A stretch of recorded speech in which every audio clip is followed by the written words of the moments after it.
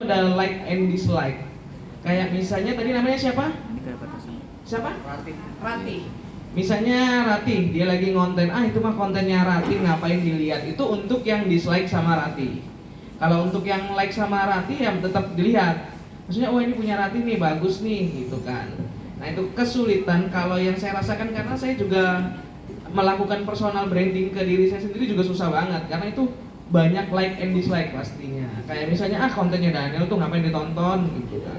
Yang lain aja nontonnya. Nah, itu kesulitan personal branding. Nah, gimana cara kita meningkatkan personal branding?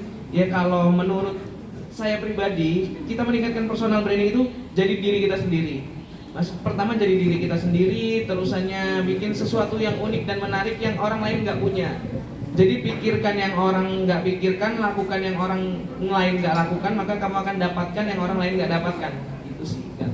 Jadi tetap yang paling susah itu ya, salah satunya yang terakhir konsistensi untuk branding diri sendiri. Maksudnya personal branding itu kalau kita nggak konsisten, karena untuk personal branding itu bukan butuh 1 hari 2 hari, 2 bulan 3 bulan, dia butuh tahunan. Jadi kalau misalnya kita baru ngonten sebentar, terusannya udah kok nggak nambah-nambah followernya ya, terus ngonten kok like-nya nggak nambah-nambah ya, terus kita sudah nggak konsisten, itu bakalan ngedrop juga. Nah, jadi kita harus konsisten. Kalaupun misalnya sedikit, ya udah terusin aja kita buat konten yang menarik, konten yang edukatif. Nanti pada akhirnya untuk orang-orang yang interest dengan konten kita, dia akan tertarik. Kayak dibilang Mbak Rati tadi, dia udah nerima endorsement. Itu udah luar biasa berarti personal brandingnya. Saya pribadi pun nggak nerima endorsement sampai saat ini. Itu susah banget nyari endorsement untuk ke personal branding saya loh. Ini baju juga saya beli semua kok nggak ada yang di endorse gitu untuk personal brandingnya. Sampai ke ngebordir aja saya bayar loh ini. Kalau mbaknya udah dapet endorse, berarti itu malah personal branding mbaknya udah jauh lebih bagus daripada kami di sini yang personal itu. Karena kami yang personal di sini, Mas Pindo udah pernah dapat endorsement? Mas Empong sudah pernah. Nah, kita aja yang di sini membawa personal branding kita masing-masing itu masih kesulitan.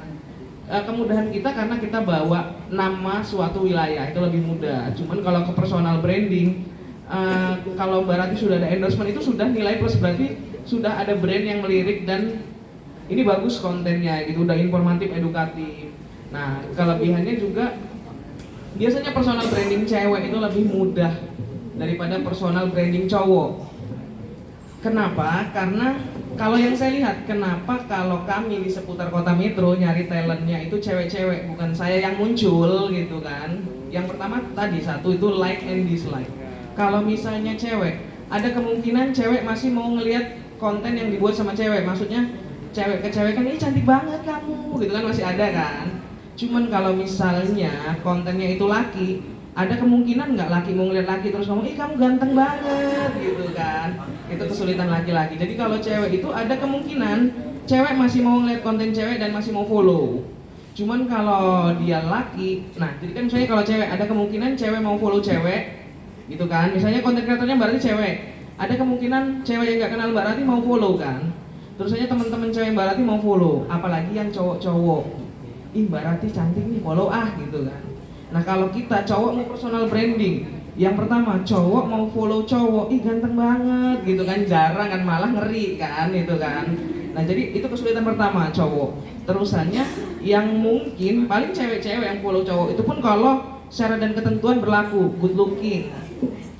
Nah itu kesusahan laki-laki kalau mau personal branding. Jadi wanita ini sebenarnya sudah diberikan privilege untuk lebih mudah personal branding, karena laki-laki itu kayak follow aja lah cantik gitu. Kalau cewek kan masih, nanti aku follow kelihatan temanku ini segala macem gitu kan. Jadi untuk saat ini Mbak Rati itu udah luar biasa, udah lebih banget daripada kami yang di depan ini.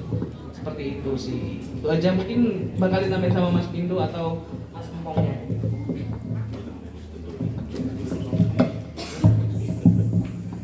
Siapa? Mbak Rati ya? Mbak Rati. Betul yang disampaikan oleh Mas Daniel tadi, bahwa kita harus persisten juga, terus jadi diri sendiri. Jadi yang tahu personal branding Mbak Rati itu siapa? Ya Mbak Rati, ya Mbak Rati sendiri.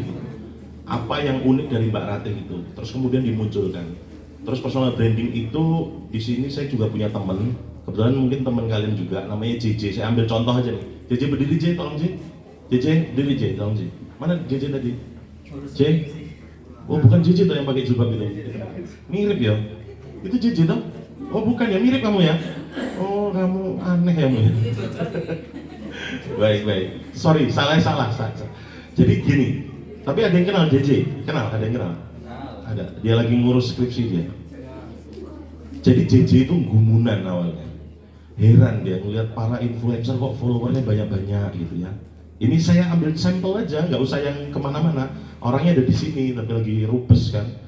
Jadi dia itu gumunan. Dia orang mana, Tulang Bawang Barat ya kalau saya. Ya, Tulang Bawang Barat ya. Pokoknya gumunan ada yang uang followernya oke gitu kan. Adalah saya sebut lah salah satu selebgram gitu. Dia seneng banget foto sama orang itu. Terus dia tanya sama saya, gimana sih mas biar supaya followernya banyak gitu. Terus saya bilang gini, ya yang tahu diri kamu ya diri kamu sendiri, J. Terus kemudian kamu dari sekian banyak poin yang diri kamu tuh yang paling kamu suka tuh apa? Terus gali lebih lanjut. Akhirnya karena dia suka nyanyi, ya sebenarnya Mas Dharma lebih tahu sih suaranya JJ itu standarnya di mana gitu ya. Cuman karena dia persisten, dia secara tekun terus menerus, akhirnya sekarang dia lumayan dapat pansos gitu. Selain itu juga dia ya lumayan juga tinggi, pansosnya juga tinggi, ketemu sama orang-orang banyak yang followernya sehingga banyak orang yang mau mention dia gitu. Terus dalam setiap harinya juga ada peningkatan secara kualitas suara. Akhirnya sekarang JJ itu untuk seorang yang gumunan itu sekarang jumlah like-nya itu hampir mencapai 1000 gitu kan di Instagram gitu. Menurut saya itu juga capaian di aspek personal branding, bahwa dia secara sebenarnya walaupun tidak yang signifikan, tapi menurut saya dia juga lumayan gitu membangun personal brandingnya. Cuman mungkin kalau kritiknya saya ke dia, lagunya suara dia belum berkarakter aja. Jadi suara yang dihasilkan oleh dia itu belum jijik banget gitu. Nah itu si PR-nya. Nah Mbak Rate juga seperti itu. Saya meyakini bahwa orang ketika mau mengendorse Mbak Rate itu pasti punya pertimbangan khusus dari aspek personality atau maaf Mbak Rate kontennya banyak foto atau video mungkin atau apa? Video Kak. Videonya ngapain? Enggak, maksudnya apa? Sinematik gitu? Apa Mbak nge-review gitu? Enggak sih Kak, videonya kayak cerita-cerita kan sekarang. Oh ya, Kan sekarang ini baca situasi zaman sekarang banyak ya yang Iya. satgirl atau satboy. Oh iya, betul. Gimana caranya untuk bangun itu semua dan alhamdulillah kemarin itu yang pertama kali tembus sampai 6,6 M. Oh keren. Di TikTok ya? Oh ya betul. Tapi Mbak Rati juga cantik ternyata. Setelah dibuka maskernya kan, ya sudahlah itu masuk dalam checklist juga gitu kan. Relate juga. Jadi gini. Brand atau personal ini syaratnya cuma 2. Yang sebelum masuk pada isi. Kalau nggak, maaf ya, nggak ada tendensi. Kalau mau bagus-bagus sekalian, kalau mau jelek-jelek sekalian, itu aja poinnya. Sepakat nggak? Jadi kalau yang cowok-cowok ini khususnya, kalau yang koproh sekalian aja buat konten gitu. Ya karena memang yang laku seperti itu. Kita mau seperti siapa cowok yang lagi ngetren yang ikut tinju terus yang ganteng ditantangin nggak berani itu sendiri. Siapa? Jeffrey Nicole kan setengah mati kita buat kayak gitu kan, badannya bagus, tampan, selesai kita udah, gitu kan? Nggak akan mungkin bisa. Jadi syaratnya cuma 2 untuk secara fisikly. Kalau mau bagus sekalian, kalau enggak sekalian. Itu syaratnya. Kalau cuma sedang doang, ya pasti followernya juga sedang doang gitu. Tapi kalau kita punya secara fisikly, maaf ya, pokoknya saya enggak ya. Kita dianugerahi oleh Allah ini kan apa namanya, semua tuh baik gitu. Jadi tapi kan yang tahu diri kita sendiri. Jadi kalau kita tuh kelihatan lucu, ya sudah lucu saja gitu. Nggak usah, udah kita biasa aja gitu, terus kita garing juga itu nggak ada juga. Saya mau tanya cewek-cewek itu suka cowoknya ganteng, pendiam, nggak seneng lucu, terus nggak seneng musik, suka nggak? Nggak suka kan? Nah itu poinnya buat kita ini. Jadi pintar gitar-gitaran walaupun gendut gitu, terus lucu gitu kan, gemesin gitu, ya keren lah itu personal branding juga seperti itu ya. Jadi diri sendiri terus persisten, istiqomah, istiqomah. Selalu itu saja yang dilakukan. Kalau kita merasa bahwa poinnya ada di situ, lakukan saja terus menerus. Algoritma FYP itu juga tahu dia akan ketahuan, oh ini yang begini, oh yang begitu, seperti itu. Sama ya, ada beberapa algoritma yang harus kita lakukan seperti backsound segala macam. Ngomong Rati mungkin udah tahu lah tentang hal itu, seperti itu ya. Kalau Rati ya, kalau mau kita ini nggak apa-apa ya, kita jadi model ya. Seperti itu ya. Mungkin Mas tidak tambahin Mas, biar nambah tajam Mas. Oke, Mbak Rati, beri tepuk tangan dulu dong oleh Mbak Rati. Ternyata di sini ada influencer ya Mas ya. Malah tak ajak maju, gimana kalau kita ngobrol ngopi bareng di sini loh. Oh ya Mbak Rati ya, kita ajak maju ya, diskusi bareng, ada sudut pandang lain. Sini Mbak Rati, ayo. Ayo Mas moderator, monggo dijemput. Nah, ini bagian dari saya mencoba membangun personal branding untuk Mbak Rati. Nanti tinggal hitung-hitungannya. Silakan, monggo. Sambil dibuka aja maskernya. Iya. Biar personal brandingnya lebih tersampaikan. Masya ini fakta aja ya teman-teman. Coba lihat 4 orang ini gitu. 3 orang yang gemoy ini dengan Mbak Rati. Mana yang personal brandingnya itu lebih tajam gitu? Yang kemungkinan kalian follow, mana? Kalau personal branding gitu, yang kemungkinan di follow. Kalau Mas Daniel nggak punya seputar Kota Metro, kalau saya nggak punya Kota Metro Info, kalau Mas Empo nggak punya Metro Bergeliat, kira-kira gitu, mana yang lebih cenderung kalian follow? Gitu? Oh, takut sama pacarnya ini ya. Nah inilah tantangan gitu bagi orang-orang yang ingin meningkatkan personal brandingnya. Itu ada 2 sudut pandang kalau menurut saya. Caranya adalah kalau mengutip dari Mas Emong tadi, kalau mau jelek-jelek sekalian gitu, kalau mau bagus-bagus sekalian. Faktanya apa? Ya kalau kita merasa kita tuh nggak bisa membangun personal branding diri kita, sudah konsisten tapi kok nggak naik-naik, udah buat kontroversi aja sekalian itu. Kalau kita mungkin bisa Mas ya, kita membangun personal branding tapi kita kontroversi, contoh kayak Aldi Taher mau ngomong, atau kita mau sawer-sawer gitu kan, atau mau gimana, mungkin bisa bagi laki-laki gitu. Tapi untuk perempuan, nah ini personal branding antara laki-laki dan perempuan itu tentu audiensnya berbeda gitu. Seperti yang udah dijelaskan oleh Mas Daniel tadi. Karena ada sebuah alasan. Alasannya ada 2 hal. Kalau enggak orangnya secara personality, yang kedua kontennya. Kontennya secara personal itu bahas apa gitu. Atau makanan, atau bahas-bahas berita ya, atau ini ada fenomena yang sangat menarik yang kami juga pelaku di Instagram yang mungkin Mas Daniel sudah bertahun-tahun, hadirnya TikTok ini agak gelagapan juga Mas ya. Kita bukan dulu, kita tuh tahu TikTok itu taunya siapa, ada yang viral itu Bowo. Itu di dalam diri saya aja, apa sih TikTok gitu kan? Sumpah apa sih TikTok gitu? Bowo, astagfirullahaladzim gitu. Tapi begitu TikTok ini seperti hari ini, kami pelaku media sosial juga tuh gelagapan.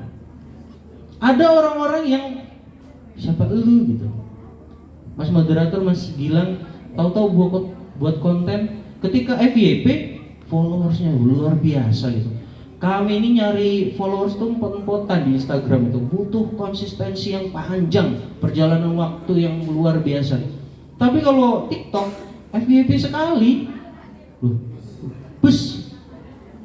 luar biasa gitu. Nah ini perubahan-perubahan seperti itu yang kami kira, kami yang di depan sini sudah, kami ini pelaku digital, kami ini open minded, kami ini adalah agen-agen penggerak untuk media sosial. Ternyata dengan fenomena TikTok ini ya kami terus terang kaget juga gitu. Dan kami membuka diri untuk bagaimana caranya kita membuat akun-akun itu menjadi menarik. Nah, sudut pandang tentang itu mungkin bisa disampaikan oleh Mbak Rati gitu. Jadi kami juga mau belajar dari Mbak Rati. Silakan berbicara gitu. Terima kasih. Ya, awal mulanya kenapa kok kayak gitu-gitu?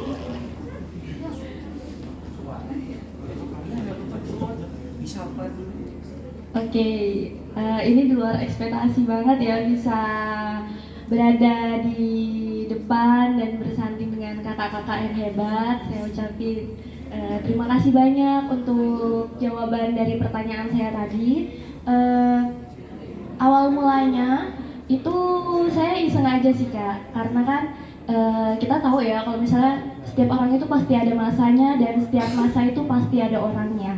Dan saya ingin mengabadikan semua yang saya rasakan itu di dalam kalau di HP kan itu bisa hilang dengan sendirinya gitu, entah terhapus dan lain sebagainya. Jadi saya pertama-tama itu upload aja gitu di TikTok dan kaget gitu, kok langsung rame nih gitu kan. Nah ternyata setelah itu saya baca algoritma TikTok itu ternyata gampang banget dibaca gitu, bagaimana caranya kita untuk FYP, gimana caranya untuk kita dilirik sama manajemen dan lain sebagainya. Itu yang pertama.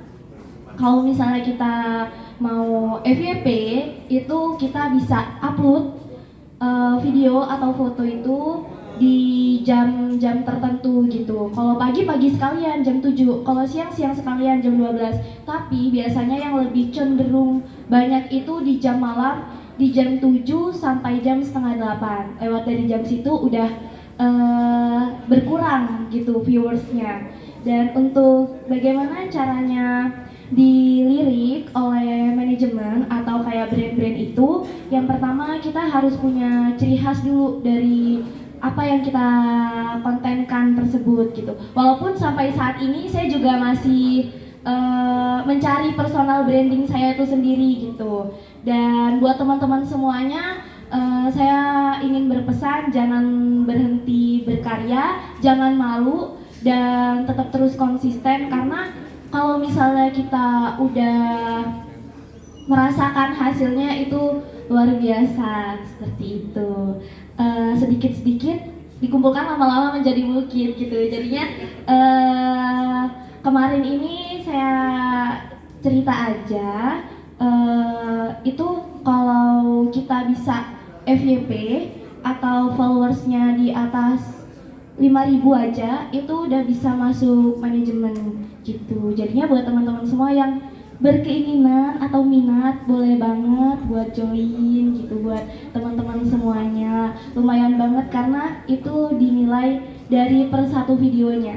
Satu videonya itu minimal itu bisa tembus 500.000 gitu kan. Jadi kan lumayan banget ya Kak kalau misalnya kita dapat tawaran-tawaran dari brand-brand atau produk-produk gitu. Kalaupun emang nggak bisa dibayar, setidaknya barter aja nggak apa-apa deh ya gitu. Kemarin sih yang paling besar itu dilirik dari Kolsa Metro, itu saya dikontrak selama bulan Ramadan dan itu pendapatannya bisa tembus sampai 96 juta satu kali live. Jadi luar biasa banget perkembangan TikTok itu sendiri. Pokoknya buat teman-teman semua, jangan nganggep remeh sesuatu, jangan mandang remeh sesuatu, karena sesuatu itu bakalan berarti buat kita untuk kedepannya gitu. Bagaimana memanfaatkan media sosial dengan baik dan benar gitu. Aduh malu Kak. Saya langsung follow. Iya, langsung follow nih. Langsung follow. Nanti saya tunjukin ya. Soalnya aku ini nggak tahu istri saya. Yuk, memang kamu ini Ratih siapa? Oke. Nggak biar tahu kontennya.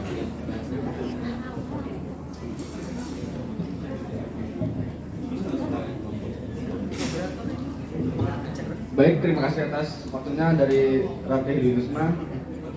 Mungkin selanjutnya ada yang ingin dipertanyakan lagi dari mahasiswa yang lain.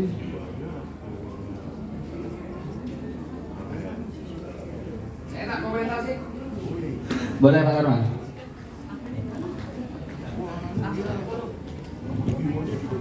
Izin para para senior. Ini ada Mas Aditya. Mas Aditya ini yang bikin logo Jogja. Kasih aku dong, biar Mas Aditya. Orang Metro yang 9 Mas ya? 7 pembuat logo Jogja istimewa. Salah satu Mas Aditya. Yang buat logo Bawaslu Kota Depok. Iya, ya. Ini beliau tuh ngomong sih, banyak kan kerja. Beda sama kita kan. Nah, saya senang sekali di ternyata berkumpul teman-teman yang senang bahwa di perguruan tinggi itu kita banyak muncul talenta. Tapi karena mungkin ruangnya terbatas karena kita hanya sering berada di ruang kelas, kita baru tahu ada Mbak Rati ya kan. Nanti Mbak Rati bisa ngobrol sama Kota Metro Info. Kota Metro Info itu sama Lampung CS kan gitu. Kemudian ada seputar Kota Metro, Metro Bergeliat. Ini juga ada Metro Polosan. Nah, Mas Budi, Mas Budi ini Metro Polosan. Kalau adiknya saya akrab, Mas Hari di belakang sana yang digital. Jadi kalau komunitas-komunitas pada ngumpul, mestinya kita juga belajar pada realitas yang ada di komunitas di tengah-tengah masyarakat. Ada juga anaknya bos kami ini, Mbak Nisa. Nggak usah diperkenalkan. Dia aja malu. Saya terutama senang karena tadi hal yang disampaikan bahwa media sosial bisa mendorong pergerakan kampung kreatif. Nanti siang kita itu ada mobil VW. Jadi mobil VW ini selama ini banyak dijual ke Jawa. Ada komunitas VW di kota ini, tapi mobilnya banyak dijual karena ada wisata Prambanan. Nah, apa wisata Prambanan? Wisata Prambanan ini sekarang ngurusin kampung-kampung kreatif.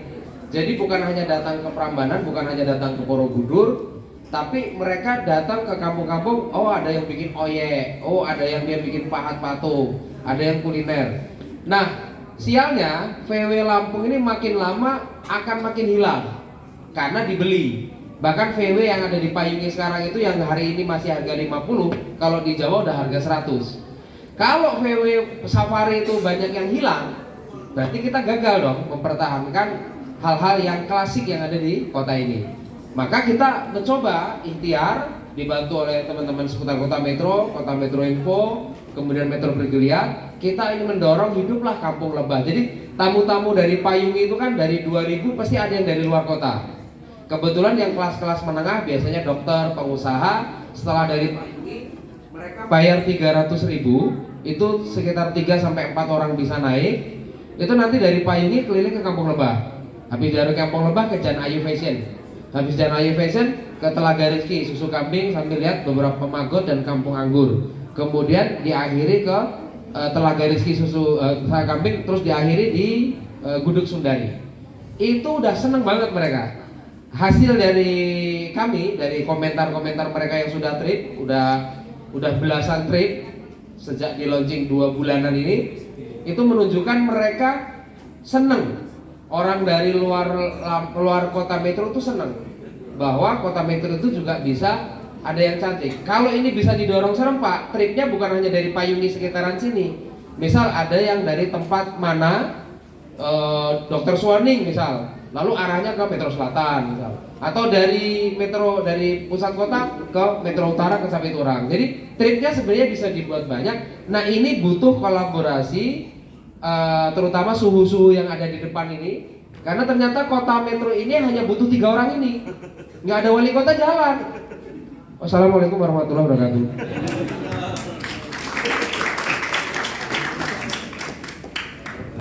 Baik, terima kasih Pak Dharma atas komentarnya. Mungkin dari mahasiswa ada yang dipertanyakan lagi?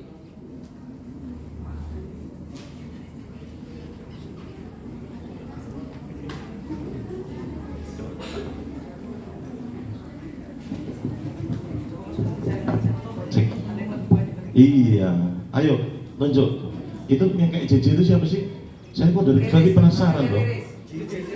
Kamu tuh mirip JJ kamu tuh. Coba Pak Dharma lihat Pak Dharma. Itu mirip JJ nggak Pak Dharma? DPA saya, Pak. Oh ya sudah. Sudah nggak? Gampang bisa diatur. Iya. Ya. Oh, ini jajarannya deh. Nah, suruh jejer sama JJ. Coba. Saya itu. Dia suruh komen. Orang Instagramnya nggak naik ke 10.000. Ya kan? Karena dia sekarang jadi makhluk malam. Oh. Kalau jadi makhluk siang kayak Coba jejer sama itu J. Kamu mirip bener tuh sama ini Mbak siapa namanya jilbab ini. Loh, cuman kamu agak gemukan aja sekarang karena makan malam terus. Hah? Iya, tapi mirip kan? Nah ini yang saya bilang tadi, Mbak Ratih. Jadi JJ ini anak dari tulang bawang barat ya J, kamu J? Dari tulang bawang barat, terus gumunan.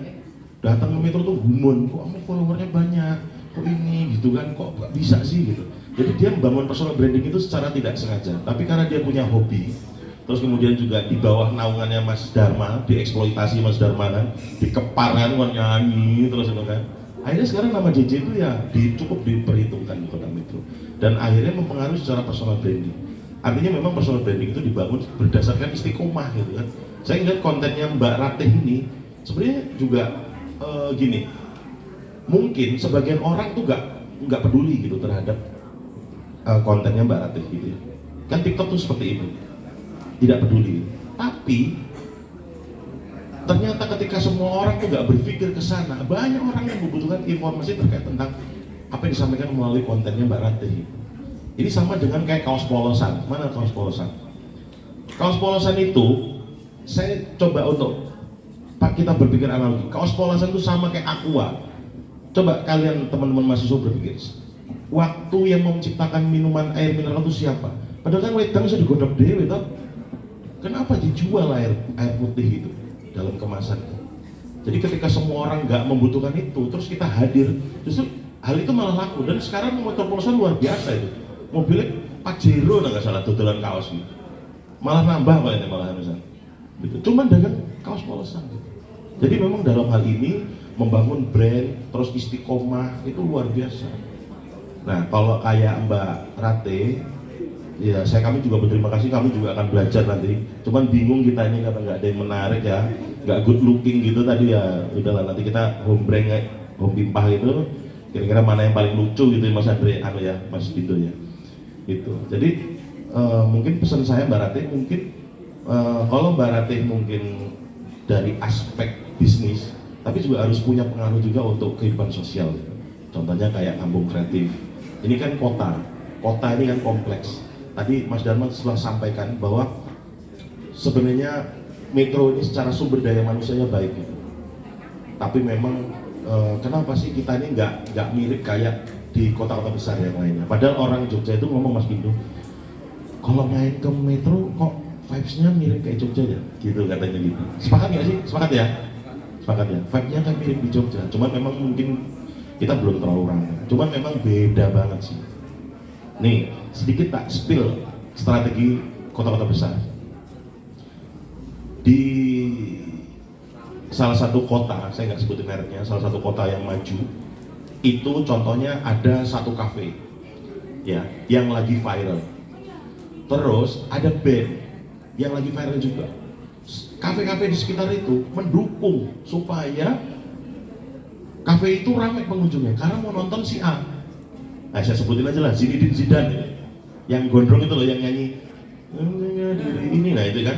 Nah, itu sebenarnya itu dikepung sama para penggiat media sosial. Dan kafe yang sebelahnya itu nggak iri dia. Kenapa? Karena sasaran ekonominya itu bukan bertumpu pada masyarakat itu sendiri, tapi justru di Indonesia. Istri saya itu nabung bela-belain nonton Zinedine Zidane. Apa yang mungkin kalau ke Jogja itu cuma nonton Zinedine Zidane pulang? Nggak mungkin itu, pasti mampir Malioboro, mampir ke yang lain-lain gitu kan. Itu berarti ekonominya berjalan. Nah gitu. Bangun personal branding kalian semua untuk diri kalian dan untuk orang lain juga. Bagaimana kalian mampu menggerakkan kota ini dengan baik. Gitu. Mbak Ratih tadi sampaikan bahwa setiap orang ada masanya dan setiap masa ada orangnya kan gitu. Iya betul seperti itu. Karena kalianlah yang akan menjadi generasi penerus kota-kota atau daerah-daerah kalian nanti ada di tangan kalian semua. Dan kalian harus berpikir sekarang out of the box, nggak lagi berpikir secara mainstream gitu ya. Ada ditambahin Mas? Ini mau ada yang tanya nggak? Kalau nggak closing aja udah. Udah masih ada nggak? Sampai jam berapa? 11.30. Monggo Mas Bindo, Mas. Oke. terkait personal branding dan suguhan pembicaraannya sudah di tengah-tengah suara perut mungkin ya. Ada yang belum sarapan? Loh ya Allah, lah ini loh dibuka gitu loh, dimakan, jangan malu-malu. Monggo mas, mas moderator nggak nawarin kita mas, jadi saya nawarin mas Daniel monggo dibuka. Oke, itu gimmick aja buat kita santai ya. Nah, berbicara soal kota metro, kalau tadi kita sudah memberikan contoh di kancah nasional juga di Lampung khususnya. Kita berbicara poin utamanya untuk pembangunan kota metro. Ini yang ingin saya tanyakan juga ke teman-teman, bagaimana kita sebagai masyarakat kota metro dan sekitarnya, atau teman-teman yang kebetulan kuliah di metro ini memiliki peran terhadap kota kita tercinta ini. Salah satunya juga selain kami juga ternyata ada loh Mbak Rati gitu. Asli metro Mbak? Oh Lampung Timur ya, oke lah metro dan sekitarnya. Tapi cinta metro tuh yang penting. Cinta metro, oke luar biasa.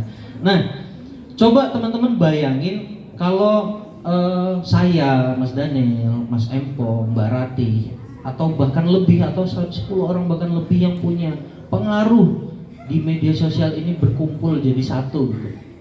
Kami mampu loh membuat nama kota metro menjadi buruk. Ya, kita buat kota metro jadi buruk. Kami mampu hanya 10 orang. Kita bikin konten-konten, tiap malam ada maling, tiap malam ada begal gitu kan. Jangan keluar di atas jam 9 malam. Jangan jajan sembarangan di pinggir-pinggiran shopping. Coba bayangin kalau kami berpikiran membuat konten seperti itu gitu. Nah, logikanya dibalik. Tapi alhamdulillahnya kita nggak ada tuh pikiran seperti itu. Kita ingin membangun bagaimana caranya sistem UMKM, ekonomi kreatif di kota metro khususnya ini berjalan dan ekosistem ekonomi itu saling mempengaruhi satu sama lain gitu. Seperti yang dikatakan, orang mau ke Jogja itu bukan hanya mau nonton Zidane itu, tapi ya kalau udah ke Jogja tuh include ke Malioboro, ke mana Parangtritis, ke Prambanan, itu udah include semua destinasinya. Nah, gimana caranya orang di luar kota kita, kota metro, atau bahkan di luar provinsi kita itu ke metro itu include juga seperti apa yang sedang dirintis oleh Pak Dharma mungkin visinya. Orang-orang ke metro itu bukan hanya pengen kepayungi gitu, tapi ada titik-titik destinasi lain. Kita ini apa loh, kota metro nggak punya pantai. Bahkan kalau kalian main di Tubaba, nggak punya pantai, gersang, jalan jelek gitu. Bupatinya coba membangun destinasi yang sampai hari ini ramai. Kalau di kota metro, kita mau bangun nggak punya power, mau membangun patung besar gitu, mau membangun destinasi air terjun pakai aerator gitu kan. Kita nggak punya kemampuan untuk itu. Yang punya kemampuan adalah stakeholder terkait gitu. Nah, kita sebagai masyarakat itu harus bijak, harus mencintai kota metro seutuhnya. Bagaimana caranya? Dengan pribadi-pribadi kita terlebih dahulu gitu. Kami ini hanya media, Mas Mbak sekalian. Sosialnya adalah di antara kalian dan aku gitu. Antara kita, hubungan timbal balik gitu. Dengan kalian komen, kalian like gitu kan. Itulah hubungan sosialnya gitu. Itulah upaya kalian untuk mengenalkan, memperluas jangkauan insight kota metro gitu, secara tidak langsung gitu. Jadi kalau kalian udah nggak peduli, ibaratnya, udahlah saya mau like kontennya seputar kota metro aja males, apalagi mau lihat gitu. Ya secara nggak langsung juga kalian nggak ada dari hati kalian untuk mengupayakan bahwasanya Mas Daniel buat konten di pasar, di taman. Nggak ada niatan untuk membangun kota metro. Tapi di sini adalah sekali lagi kami ingatkan, kami hanya media, sosialnya ada di teman-teman, ada di audiens sekalian gitu. Jadi kami juga bukan siapa-siapa tanpa teman-teman sekalian gitu. Jadi di sini mungkin closing atau nanti ada diskusi lagi nggak masalah. Tapi izin saya mau kenalin tim saya gitu. Boleh berdiri, izin Mas Husni. Nah, tolong tepuk tangannya untuk Mas Husni. Ini salah satu konten kreator saya di Kota Metro Info. Ada lagi Mbak Nadia. Silakan berdiri. Mohon tepuk tangannya. Nah, ini adalah sebagian kecil dari keluarga kami di tim Kota Metro Info. Dan saat ini juga kalau Mbak Rati mau gabung tak pilih saya atau Mas Daniel itu nggak masalah bagi kami gitu. Kami juga mengupayakan untuk membangun personal branding ya Mas. Kita jadiin talent, kita tampilin setiap konten kita, itu menjadi salah satu mungkin bisa berkontribusi dalam personal branding. Dan kami juga selalu membangun keluarga terhadap teman-teman yang mau ikut berperan aktif. Woi, suruh duduk dulu ya. Tapi dari tadi berdiri. Dari tadi duduk. Oke, cukup mungkin dari saya. Kalau nanti ada diskusi lagi, monggo, silakan duduk. Saya kembalikan ke moderator atau Mas Daniel mau nambahin? Monggo. Baik. Terima kasih Pak. Mas, ini mungkin saya dari moderator ingin bertanya ya, Mas, terkait personal branding. Seperti di YouTube kan Deddy Corbuzier. Ada salah satu yang dilontarkan setiap videonya, one step closer of the door. Nah itu apakah salah satu personal branding yang dibuat oleh Deddy Corbuzier atau bukan? Karena kan kita tahu personal branding itu didirikan oleh diri kita sendiri. Cukup sekian, terima kasih.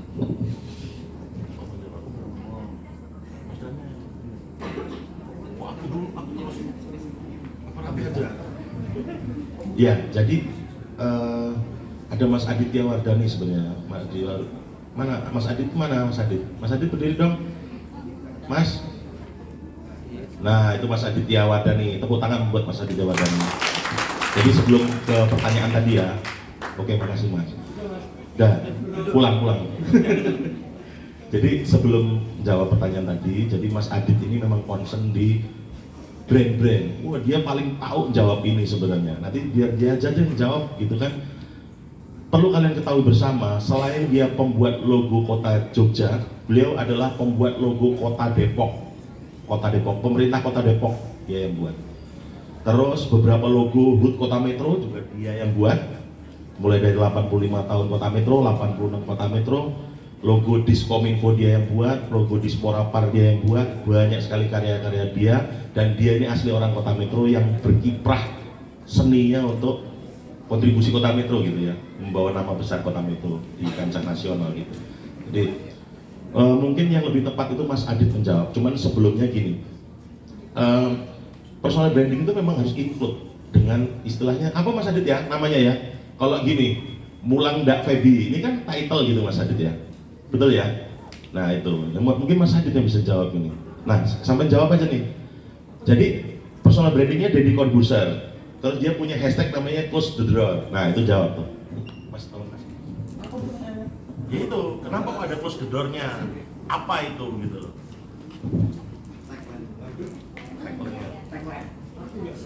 Kan ada pulang nggak ready.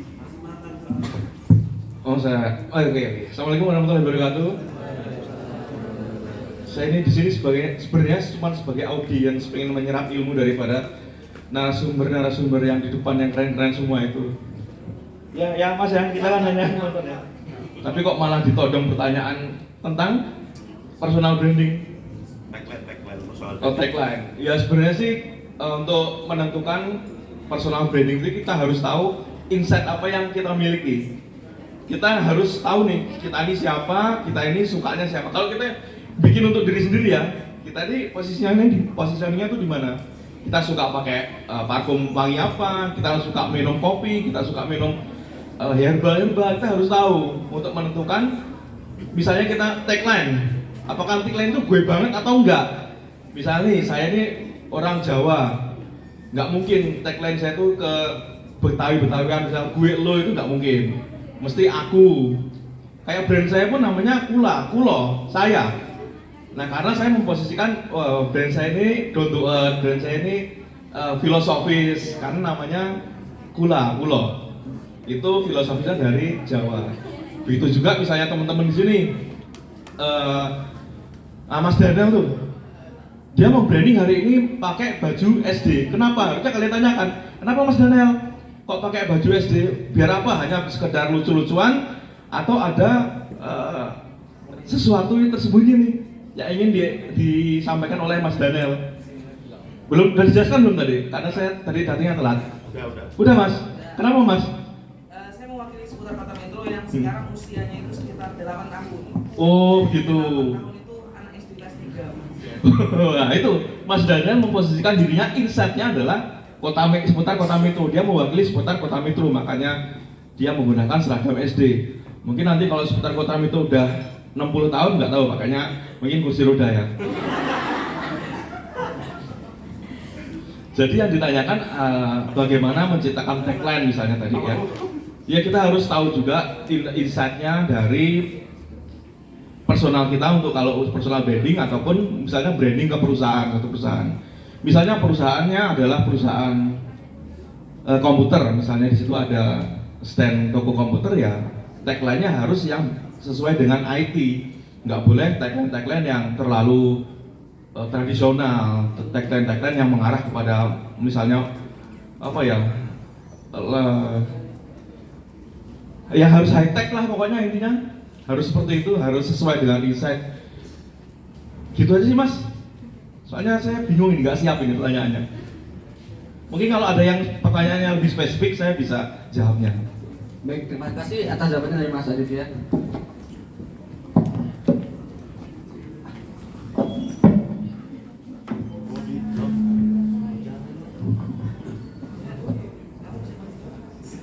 Ada yang lain. Ada tagline nggak? Ada. Jawab. Jawab. Ya, tagline-nya. Ya dari sudut pandang itu pakai apa? Kalau izin menjawab, kalau menurut saya tagline atau sudut pandang orang itu mencerminkan diri kita ya. Semisal tadi ada Deddy Corbuzier itu dengan tagline-nya yang begitu, itu bakalan orang ingat, oh kata-kata itu adalah kata-kata Deddy Corbuzier. Jadi kalau misalnya kita pengen membangun tagline diri kita, itu harus kita tanamkan di diri kita dan kita sering ucapkan atau sering kita lontarkan gitu. Karena kalau misalnya sudah dengar kata-kata itu pasti orang langsung nyambung, oh iya itu Deddy Corbuzier, seperti itu. Jadi tagline itu sebenarnya sulit-sulit gampang ya, gampang-gampang susah, karena gimana pun itu pastikan harus membangun tagline yang menarik, unik, dan enggak semua orang itu make gitu, dan enggak pasaran gitu lah ya intinya. Pokoknya cari tagline yang limited deh daripada bestseller gitu. Makasih. Oke, ini aku izin nambahin sedikit ya. Kalau untuk kayak tadi Deddy Corbuzier, close the door ya. Dia punya sesuatu yang unik yang gampang diingat gitu. Kenapa saya pakai ini salah satunya? Pakai baju SD ini salah satunya. Nanti kalau misalnya kita ketemu di jalan, terus di antara tiga ini siapa yang paling kalian ingat? Oh, itu mas saya yang pakai baju SD. Karena unik sendiri, jadi paling gampang diingat salah satu. Nah untuk tagline-nya di kami tim seputar Kota Metro juga punya. Kalau kalian lihat ada salah satu tim kami yang namanya Anissa, dia selalu mengucapkan di awal kalimat alohai. Alohai. Pasti kalau kalian dengar teman kalian buka HP terus dengar alohai itu, wah kayaknya seputar Kota Metro nih. Nah itu untuk yang Anissa biasanya dia alohai. Dan ada satu lagi si Isna, dia biasanya hai hai hai. Jadi begitu kalian dengar, biasanya kalian akan langsung ingat, alohai kayaknya seputar Kota Metro deh.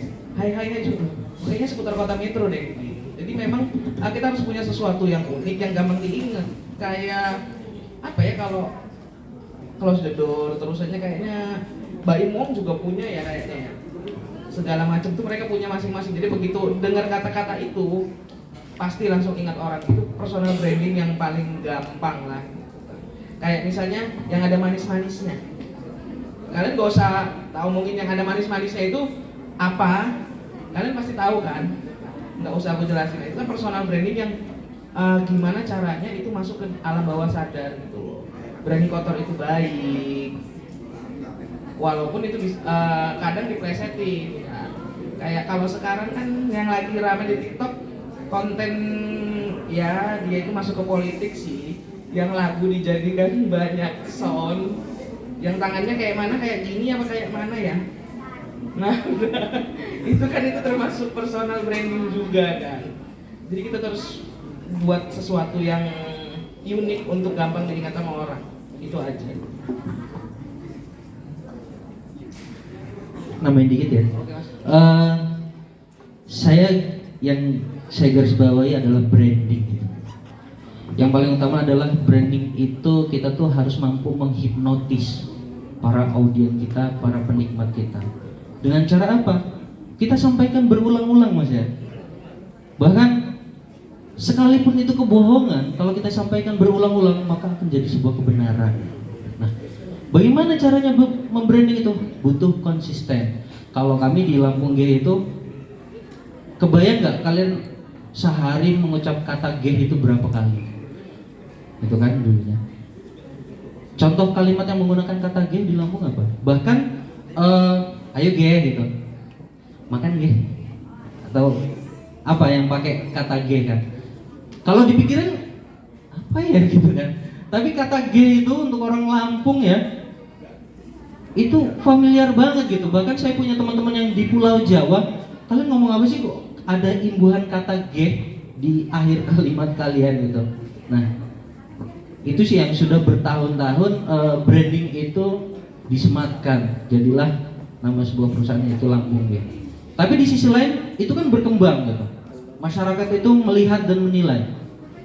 Kami untuk pembuka itu udah nggak pakai G lagi, tapi kami menggunakan kata sekeli. Halo sekeli Lampung G gitu kan. Pasti kalau kalian dengar kata sekeli, yaitu Lampung G gitu. Dan kenapa sih ada pertanyaan kenapa yang untuk di daerah-daerah ini kok nama informasi digitalnya itu Kota Metro Info, Lampung Tengah Info, Mesuji Info, Tubaba Info gitu kan? Kenapa nggak pakai kata G, Tubaba G, Kota Metro Info G gitu kan? Itu ada sebuah, oh iya ya, kenapa kita nggak pakai kata G gitu? Di sisi lain sebenarnya niat perusahaan Lampung G ini, PT Lampung G ini bukan untuk memonopoli semua perusahaan digital di Lampung, tapi hanya untuk menjaring informasi yang ada di daerah-daerah itu. Kami juga walaupun di kota metro ini tidak menggunakan kata G, tapi ternyata untuk G-nya sendiri itu memang sudah sangat melekat di PT Lampung G, sehingga kami hanya menggunakan kata hello sekeli, hai sekeli itu. Dan secara nggak langsung kata sekeli itu menjadi suatu ciri khas atau branding terhadap media apapun yang ada di Lampung G gitu. Nah itu kan berkembang. Terima kasih, mungkin cukup dari saya kembalikan. Oke. Biar panjang bener ya yang jawabnya. Yang tanya satu-satu yang jawab semua gitu. Rambung-rambung. Oke. Jadi saya masih ingat, saya lupa kalau ternyata saya juga pernah membangun personal branding pada waktu itu. Lupa saya tahun berapa ya, belum lama lah. Saya tuh tertarik dengan dunia YouTube itu. Bisa nggak orang yang sesederhana saya ini bisa bangun personal branding? Kalau mau cek di YouTube namanya Ndokodok, akunnya namanya Ndokodok. Itu saya buat tagline namanya Madiang. Jadi kalau kalian masih sering dengar Madiang lah, itu saya itu. Mas Dharma itu sering bener ketemu saya tuh ngomongin Madiang terus. Saya kibarkan bendera putih karena saya nggak kuat. Ternyata dunia YouTube tuh kejam. Jadi sebelum terlanjur, saya daripada kehilangan pekerjaan saya dimarahi istri saya terus karena buat konten. Saya kerja pagi, pulang sore, malam saya ngonten, tengah malam saya ngedit video, besok pagi kerja lagi, wah akhirnya nggak efektif. Dan akhirnya saya lambaikan tangan. Itu satu. Yang kedua karena saya belum punya tim pada waktu itu, karena belum AdSense. Tapi nggak tahu interaksinya seperti apa, tapi lumayan sih untuk 1000 subscriber dalam waktu sekitar 28 hari saya dapetin, dan secara organik gitu. Jadi tagline itu akhirnya juga melekat gitu kan. Dan saya meyakini di dunia ini yang cuma tagline itu Madiang itu cuma saya, MAD pakai Y gitu kan. Nah, enggak, ya udah biarin aja itu. Karena memang saya udah nggak kuat gitu kan. Kecuali saya punya tim, terus saya sering dimarah sama istri saya. Kamu tuh gimana sih, belum. Ya bingung juga kita ya, karena udah berkeluarga. Cuma kayaknya jadi yang muda-muda ini kalau memang bisa produktif gitu kan. Karena ketika kami berkeluarga seperti saya ini ya sudah agak sulit juga gitu harus ada pilihan gitu kan. Jadi ojo ndang-ndang rabi gitu ya. Dan saya orang biasa loh, ini orang yang bisa kalian cek, nggak usah di-subscribe karena nggak tak aktifin, belum tak aktifin, nggak usah dicek aja. Itu bener-bener relate dengan kondisi saya. Jadi saya nggak jadi orang lain, tapi jadi diri saya sendiri. Saya ngomong ya totok Jawa gitu, terus ngomong ya campur-campur, terus diksinya juga ya amburadul, nggak jelas gitu. Tapi ya ada aja orang yang suka gitu kan, yang ayo dong ini, sampai terakhir saya disuruh ke Palembang Mas. Dan akhirnya ya dapat dari manajemen juga, dari YouTube, tapi orang dari manajemen, kemudian saya diundang Palembang, akhirnya saya datang dapat tiket 3 juta waktu itu. Tapi persoalan terbesarnya adalah buat kontennya harus hari Senin, sementara hari Senin harus apel pagi gitu kan. Jadi ya itu pro dan kontra gitu. Jadi selama di sana selama 3 hari, hotel, nginep segala macam udah disiapin, udah kayak next kanos kan jatuhnya kan. Waduh ini bahaya ini gitu kan. Ya gitu sih. Jadi pada intinya personal branding adalah kalian relevan dengan kondisi kalian sendiri gitu. Jadi kalian nggak usah perlu jadi orang lain, kalian harus jadi diri sendiri, terus tingkatkan terus kualitas di diri kalian. Jangan lupa pansosnya banyak-banyak. Karena saya juga ditopang dengan akun gede, akun yang saya miliki. Kalau nggak karena faktor itu juga mungkin agak sulit. Waktu itu belum ada TikTok. Bukan nggak ada TikTok, tapi TikTok tuh makanan apa gitu ya. Gitu. Terima kasih ya. Baik, terima kasih dari Mas Daniel, Mas Bindo, dan Mas Gufron. Bagi mahasiswa yang lain ada yang ingin pertanyaan lagi?